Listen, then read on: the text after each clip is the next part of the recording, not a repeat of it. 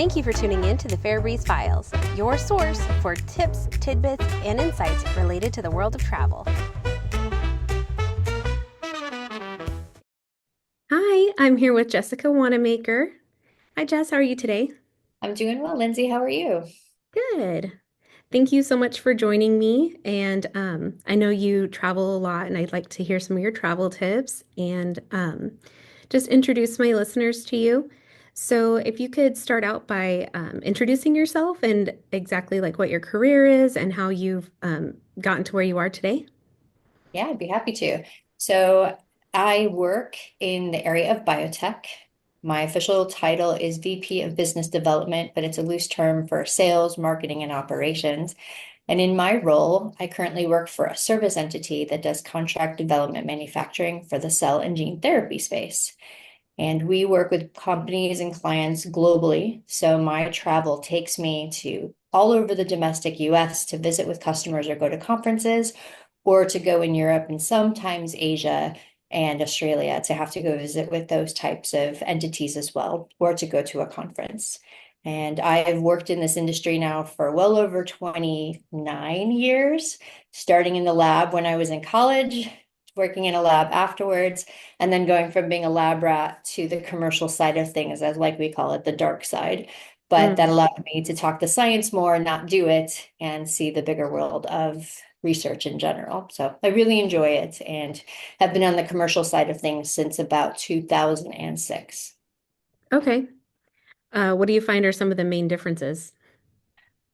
Well, when you're working in the lab, at least at the time that I did, you got very niched into a specific type of project. So you're working on a certain type of indication or disease, and you're focused on solving one or two problems associated with it or understanding mechanism of action. So you spend a lot of time working on a singular project and understanding a very small subset of science to help you get to that answer. On this side of it, though, I have the luxury of learning about all different types of applications, indications, and how you can work to solve problems, whether it is a cancer or an autoimmune disease. And I feel like the world of science is a lot bigger for me now than it was when I worked behind the lab bench doing it myself. Really, that's surprising. You would think it'd be the opposite. Yeah, you would think so. I'm obviously very focused on cell and gene therapy. So previously, I've worked in proteomics and signal transduction cascades. I've even worked for organ on chip companies, which is really fascinating because it allows us to move away from animal testing, which is very near and dear to my heart, to be able to eradicate that in some capacity. So I've touched upon a bunch of different areas, but the world of cell and gene therapy is very broad and very Mm. encompassing, and a lot of those elements play factors in this. So I still get to be very big picture without being stuck with one very small focus. Okay. And I think you're continuing your education right now. Is that right? Yes, on top of the day job and the family, I am going back for my MBA at UCSD Radies. And the program there is very biotech focused, which is why it's a good fit for me and very entrepreneurial heavy, doing a lot in the sales and marketing aspect of things, which is what I do for my day job. So I've been finding it a very good, well-rounded experience despite the extra workload that it adds. Yeah. What are Yeah. you hoping to do with that? Um, So ultimately, after all of the experience that I've had, I've been fortunate to work with consumable products, with reagents biologically, with services, with capital equipment. I've pretty much supported or have sold everything but a software program. And at this stage, having done sales, marketing, operations, et cetera, my hope is that after getting the degree sometime middle of next year, I can move more into consulting and help organizations that are small and up and coming make wiser choices early on to help them save money, mitigate risk, and grow their organization a little bit better than just organically and support them in that regard, as opposed to work from one specific entity. yeah. Is it going to be specifically in cell and gene therapy, or is it going to be more broad? I would imagine that it has the capacity of being more broad. It's more about the notion of helping startup companies make smart choices from their commercial side earlier on. But because I have expertise more recently in that area, it'll probably start with that, but can be branched into pretty much anything that I've touched in the past. What's nice about doing sales and marketing in general is that regardless of what you've sold or marketed, the premise of how to do both is the same, Yeah. regardless of the product. And so it can be translated into any different type of industry. It can be events, it can be retail. It's the same concept behind what are good best practices. Hmm. But obviously, I'm very passionate about the cell and gene therapy space, so that's probably where I will start. Yeah, that makes sense. Yeah, so can we go into a little bit of the travel side? Absolutely. There has been plenty of that to discuss over the last couple of years. Yeah. So how many trips have you been on? Have you counted? I have. So let's not use this year as an indication since it's still a little new. But historically, I have averaged about 27 trips a year for the last 3 years since we've released ourselves from COVID. And prior to that, it was probably still around 2 dozen a year. Okay.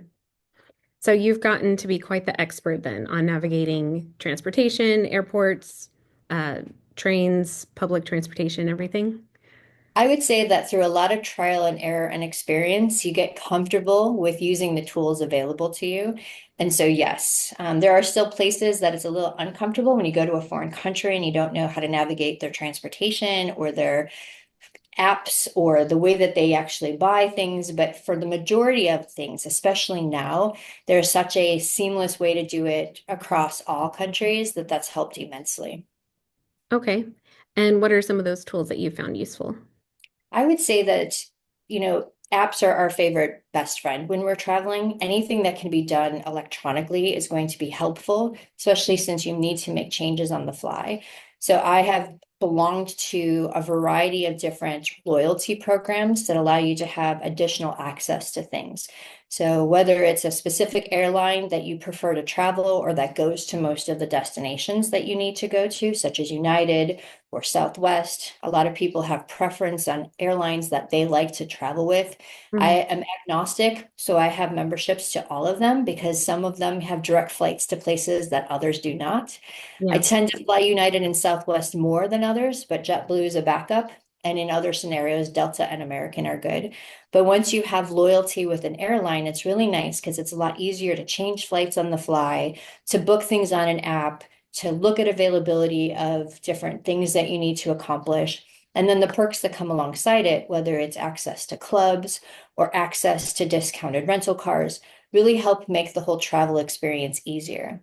And Mhm. that's the same thing when it comes to hotel chains too. Whether Yeah. you are a Hilton person or a Marriott person or an IHG person, having access to those worldwide just kind of gives you a comfort of consistency so that you know every time you check into a Marriott, regardless of what city, state, or country, you're going to have a very similar experience and it's going to give you something that's comfortable, especially if you have to be on the road a lot. You thrive on something that feels familiar. And being able to work with a hotel chain that you're comfortable with is actually a huge bonus too.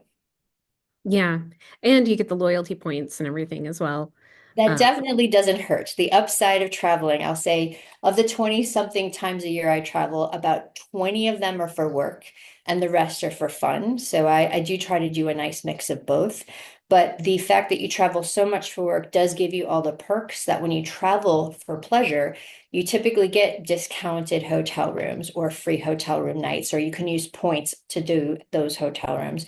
You get companion passes or free passes for your partner to travel with you, which is a cost savings. So there are some silver linings to having to be gone so much. It allows you to travel for fun a little bit more effectively. mhm. Yeah, and I for my travel agency as well, I offer an app where everything is in-house. So like all reservations, the QR codes for like trains or your boarding pass, your hotel check-in information, directions to the hotel or your rental car, everything is in this really nice app that is going to be it's incredibly helpful for my clients that are traveling as well. And so It's that a way, huge value add. yeah. The last thing you want to have to search multiple emails and multiple apps to make sure you update your itinerary, and having someone like yourself to work with, especially if you have to make changes and you're not in a position to do it, is a huge benefit because you're traveling. You're in the middle of finding out your flights are canceled. You need to redo your hotel situation. Having a point person to work with is beneficial because it takes out a lot of the frustration and hassle when you know someone can help you with all of that change. Yeah, exactly. That's why, obviously like my focus is really helping to create the best trips, but one of the best points of using a travel advisor is also just when you're on your trip.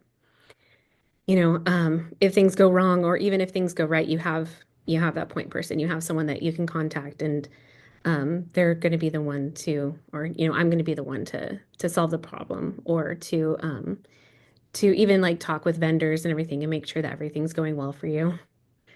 Agreed. And I think that for anyone who does international travel, that's even more of an added value because international travel can be very disconcerting because you don't always know how to navigate everything.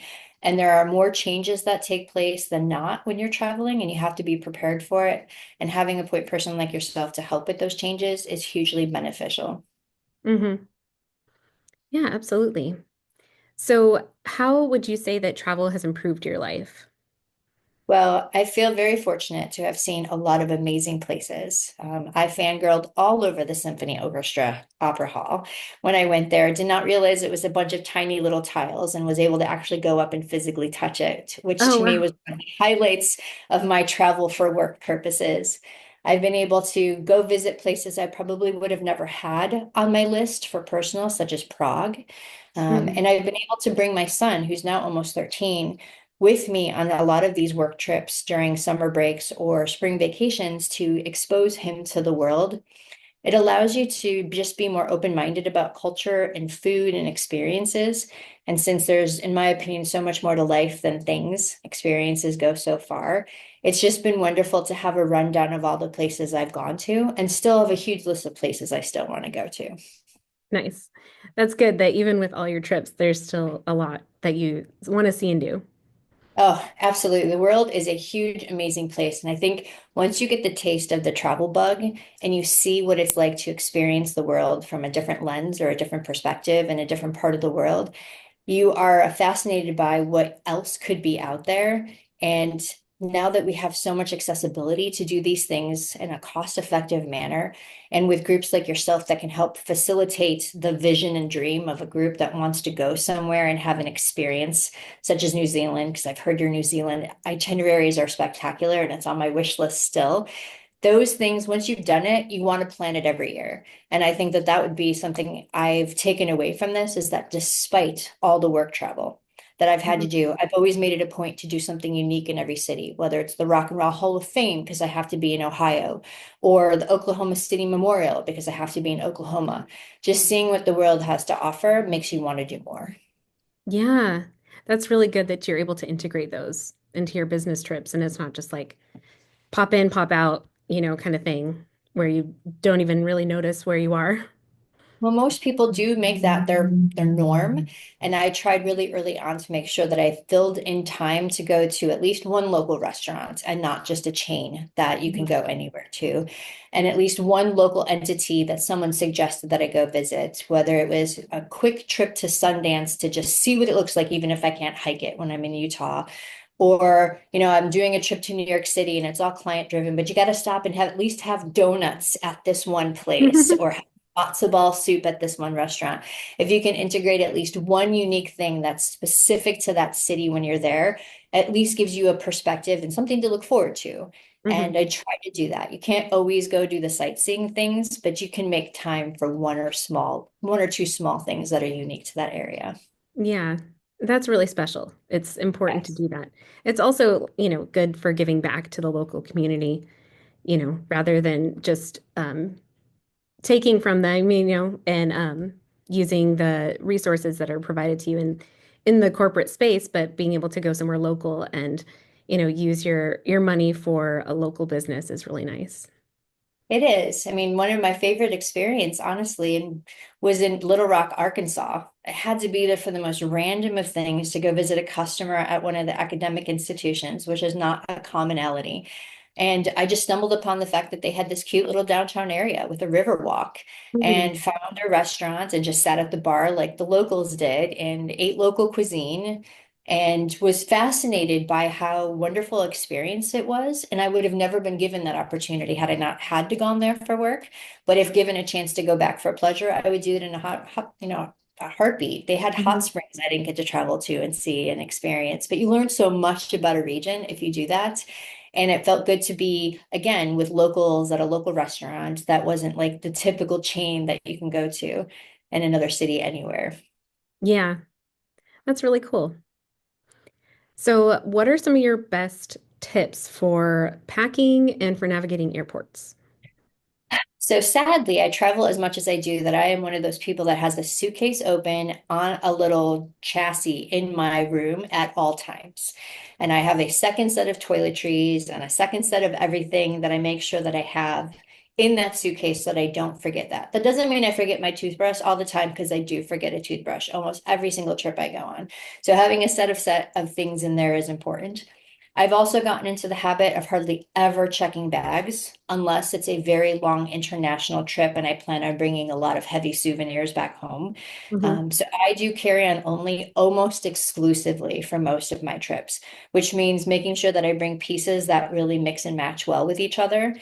For work purposes, you can get away with wearing the same black coat and different color jackets or different color shirts underneath them with a skirt and a pants and mixing that up.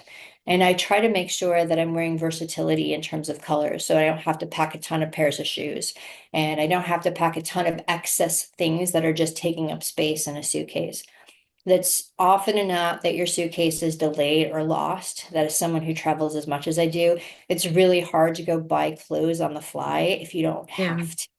So I've just had it happen too many times to ever really check a bag. So my first rule of thumb is carry on only whenever you can, pack as light as you can.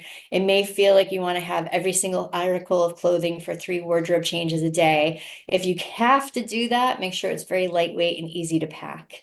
Mm. And when it comes to toiletries, less is always more too, especially if you can go to the hotel and buy things there that you can reuse. With the limitation of carry on not having full size, it works out in my favor that I just refill my toiletry shampoos over and over again myself and just make sure that I have that all ready to go. Yeah. Okay. Well, awesome. Yeah, I've definitely come across that challenge when going to a conference or something, and it's like 3 or 4 days, and there's a brunch, in the mornings, and then something in the afternoon, like workshops, and then a more formal dinner at night. It's difficult to make sure that I have everything that I need as far as like clothing and enough changes of clothes without, stuffing everything into like a massive bag or having to check it. I also have moved into carrying a large backpack as my secondary carry-on as opposed to a traditional laptop bag or a purse. Hmm. I've downsized and I actually use a phone wallet so that I don't really carry a purse with me and I have my ID with me and a credit card at all times. Yeah. And I found that by doing the backpack, you can get away with a relatively large size backpack these days as your second carry-on. It allows me to carry my laptop, my iPad, my toiletries, everything that I need to in that bag, which just frees up more space in my carry-on. Because when you're right, when you go to a conference, sometimes you have a really formal dinner at night. You still need to have the outfit that you're going to set up in. You might Hmm. have to do a team building exercise where you're walking around the city, so you need a pair of gym shoes for that. And you need to make sure you have space for it. So the large backpacks, which I've found Amazon carries in a plethora for really great prices, have been my go-to to make sure that I carry everything I need with me. And then I just throw an extra small bag in there that's foldable, that if I need to have a nicer laptop bag, it's something that I can just pull out and use as needed. Nice. Yeah, that's perfect. I'm sure that's been really helpful. I have learned the hard way what works and what doesn't work, and have Hmm. hurt my back enough to know carrying things that are shoulder bags are not wise if you have to run through airports to catch connecting flights. So backpacks that Yeah. hang in your bag are ideal. Yeah. Absolutely. So have you ever considered do like hosting a team building corporate retreat or trip, or have you participated in one? So actually, I have. Historically, whenever I run a sales meeting, and I've traditionally run 2 sales meetings a year, either one large global one that encompassed my entire organization or the majority of the commercial team, and then one small regional one. I've always had a team building element to it because I think it's a really critical thing for companies to get personal and be informal with your employees as best as possible, just to build rapport and engagement with them and additional buy-in. It's been challenging on and off with COVID as it was to not have time with people in person. So I think now more than ever, remaining in person and doing whatever you can to foster that camaraderie is key.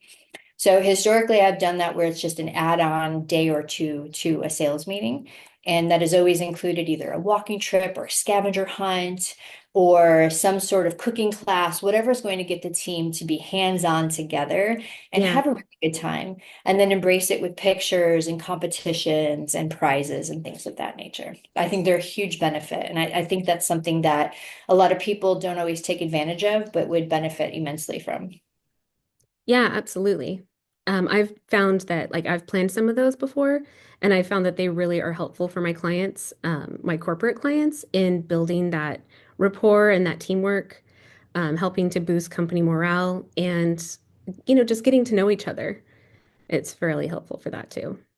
It is, and it helps immensely if you have an outside entity like yourself helping organize that, because then you can create the vision for the leadership that's trying to put it in place. And the leadership team doesn't always have the luxury of finding something that's going to be a good fit.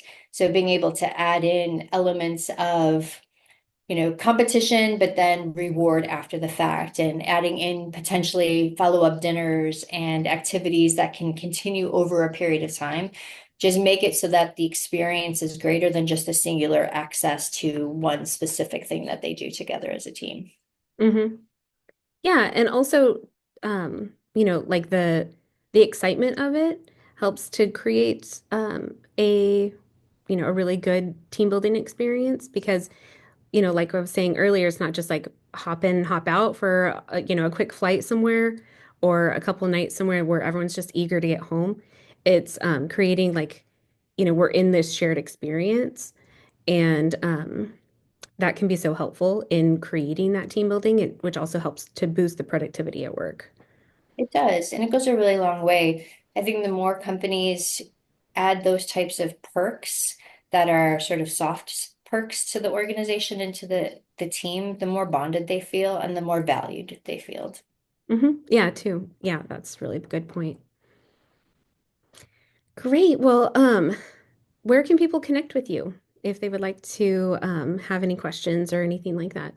Absolutely. Or I'm on active on LinkedIn. LinkedIn. I'm very active on LinkedIn. I actually like to document the different places I go to for work purposes, conferences and whatnot, because you never know who you're going to run into, and it's a smaller world than we all think.